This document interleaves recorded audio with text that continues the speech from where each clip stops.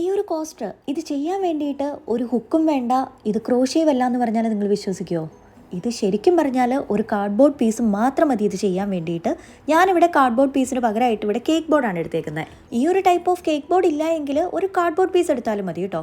പിന്നെ ഇതേപോലെ ഒരു വുളൺ ത്രെഡ് എടുത്തിട്ട് ഇതേപോലെ ക്രോസ് ആയിട്ടൊന്ന് ചുറ്റി കൊടുക്കുക. അത് കഴിഞ്ഞ് നമ്മുടെ നോർമൽ ഈ ഒരു വുളൺ ത്രെഡൊക്കെ കയറുന്ന ടൈപ്പ് ഓഫ് ഒരു സൂചി ഉണ്ടല്ലോ, ആ ഒരു സൂചി എടുക്കുക. ഞാനിവിടെ പ്ലാസ്റ്റിക്കാണ് എടുത്തേക്കുന്നത്. എന്നിട്ട് ഇതേപോലെ ഓരോ നൂലിന് ഇടയിൽ കൂടെയും കയറ്റി ഇറക്കി അങ്ങ് ചെയ്യുക. ഓൾട്ടർനേറ്റീവായിട്ട് ചെയ്യണം. ഇതേപോലെ ഒരു 3-4 ചെയ്ത് കഴിയുമ്പോൾ ഒരു ഡിസൈൻ പാറ്റേൺ നമുക്ക് കിട്ടത്തുള്ളൂ. ഇതിൻ്റെ ലോങ് വീഡിയോ ഞാൻ യൂട്യൂബിൽ ഓൾറെഡി അപ്ലോഡ് ചെയ്തിട്ടുണ്ട് കേട്ടോ. ഇത് ഞാൻ ആദ്യത്തെ വട്ടം ചെയ്തപ്പോൾ കുറച്ച് മിസ്റ്റേക്കുകളൊക്കെ പറ്റിയിട്ടുണ്ടായിരുന്നു. അതെല്ലാം കറക്റ്റ് ചെയ്തിട്ട് രണ്ടാമത് വീണ്ടും ചെയ്തതിൻ്റെ വീഡിയോയും കൂടെ ഇതിൽ ഇൻക്ലൂഡ് ചെയ്യുന്നുണ്ട്. നിങ്ങൾക്ക് എന്തുമാത്രം വലിയ പ്ലേസ് മാറ്റ് വേണോ അതിനനുസരിച്ചിട്ട് വലുപ്പമുള്ള കാർഡ്ബോർഡ് പീസ് എടുത്താൽ മാത്രം മതി. സംഭവം സിമ്പിളാണ്. നമ്മൾ ടി വി ഒക്കെ കണ്ടുകൊണ്ടിരിക്കുമ്പോൾ ചുമ്മാ ഇരിക്കുമ്പോഴൊക്കെ ചെയ്യാൻ പറ്റിയ ഒരു സാധനമാണ് കേട്ടോ.